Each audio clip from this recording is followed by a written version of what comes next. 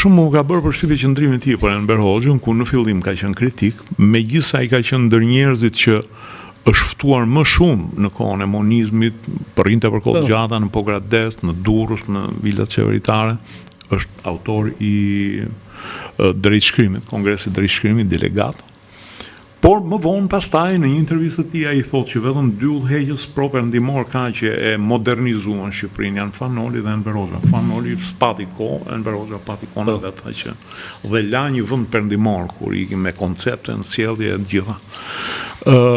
Por më bënte përshtypje edhe ndershmëria e tij në gjykimin e të gjithë udhëheqësve, qoftë UÇK-s, Albin Kurti, për shembull kur Albin Kurtin të gjithë e shikonin si fenomen egzotik, ai kishte një mendim të vetin të konsoliduar. E të tjera, të cilin edhe mund ta ndryshojmë me kalimin e kohës. Pastaj mendoj që përfundimisht e rrëzoi vdekja e vajzës, e cila ndodhi në gushtin e kaluar, pikërisht nënës nipit.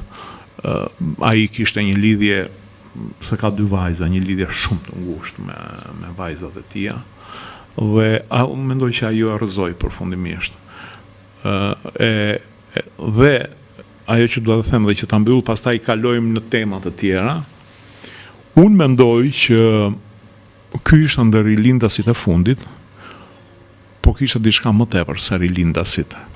Sensin e autokritikës dhe duke mos qenë monument, duke qenë ende mishe kocka, neve kishim mundësi edhe ta shijonim. Sepse rilindasit në një farë mënyrë edhe për shkak të nevojës së një kombi për të krijuar mite. Ne i kemi mermerizuar, i kemi në mermer dhe nuk ndërsa kishte.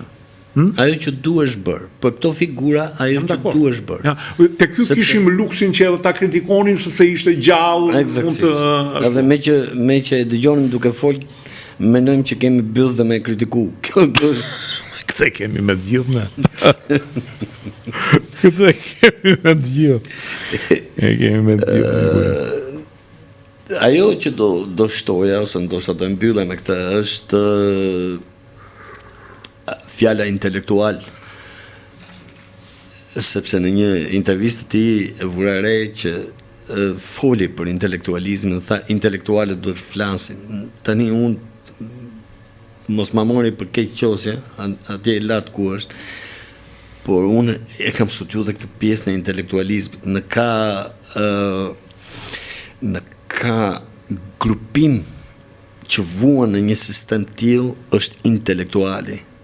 Pra që nga vitet 90, gjë e pa që u bë në vitet 90 që i kam bërë një zbërthim për njeriun, jo vetëm për kombin, është që intelektuali dhe nga bisedat që kam bërë me historian, njerëz të mrekullueshëm, e kam vënë re këtë që intelektuali ishte njeriu më i pambrojtur i viteve 90, sepse ai do shiste vetëm iden.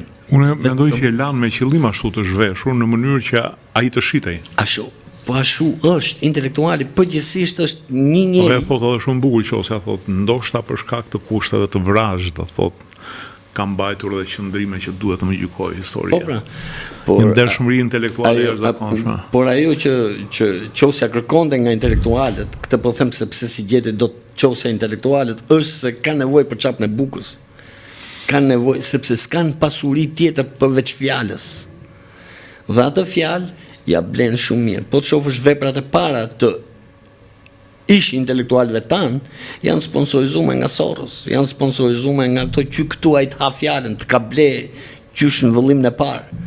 Do në momentin, unë kam folë me historian, me njerëz të letrave, dhe në momentin që ai ta ka ble, do më thënë, bukën e ditës, jo gjithë tjetër, mos të në atë bukën 50 që sa ka qenë atë, ta ka ble ai.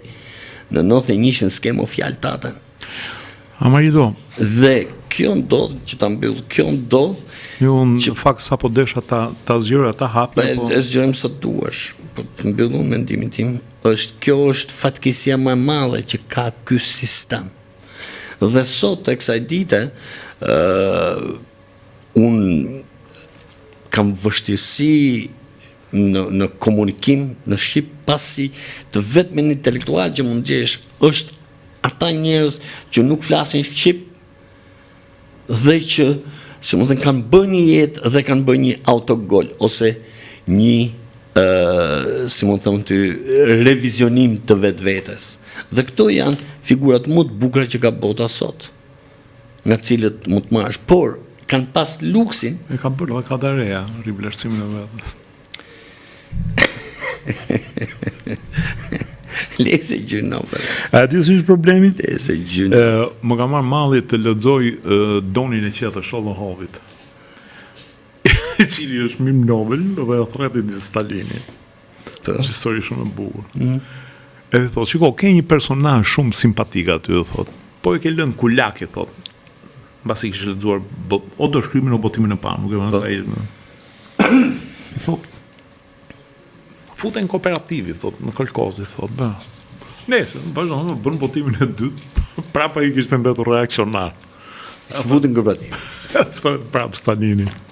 I thot, Stalini, jam duke thonë Salini, o Sali Berisha. I thot, atë personazhin, e thot, që mu më pëlqen shumë, e thot, ala e le reaksionar, nuk e futen kolkoz, nuk ndigjon, mor burr, nuk ndigjon të futen. Është bukur fare. Është bukur fare. Kjo është ndershmëri intelektuale. Mua më bërë përshtypja si nuk e të shumë në gulag, po e lam të shkruan dhe të merrte Nobeli. Kur e kam, kur ma kanë treguar për herë të parë, ma ka treguar Daud Gumeni, nuk digjon, nuk futet, nuk pranon futet. I kam thënë. Okej, va, le. I kam thënë 100 herë dhe për s'më vesh. Po të shikosh tani, domethënë sepse ai si mund të them vdiq në një ose iku, mund të themi në një moment që është tragjiko-komik në Shqipëri. Ne jemi në krizë shpirtërore, në fakt. Është një krizë e jashtëzakonshme. Po të shikosh për shembull etalonet që janë sot në media, që janë sot në Shqipëri, janë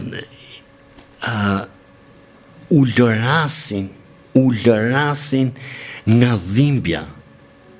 Pra pavarësisht buzëqeshjes tyre ose pavarësisht idiotizmit që lëshojnë, janë duke është ulëritje shpirti. Po shikoja mbaroj Big Brotheri. Big Brother, nëse do ta mbyllja me 2 fjalë Big Brotherin, ishte ose kërce tunde Mojselin, ta marri vesh ajo kanin, dhe të shoqëria jonë është tunde Mojselin, ta marri vesh ajo kanin, dhe hajta kërcejmë gjithë. Pyk.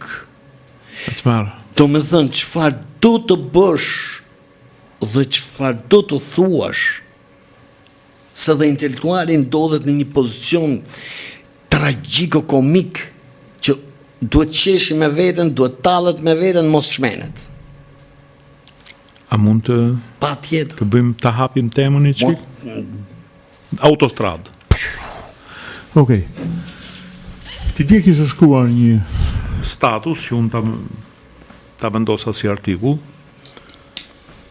dhe që është një vërejtje ime që shpesh herë statusat e bura duhet i bësh artikull, mos i hidh në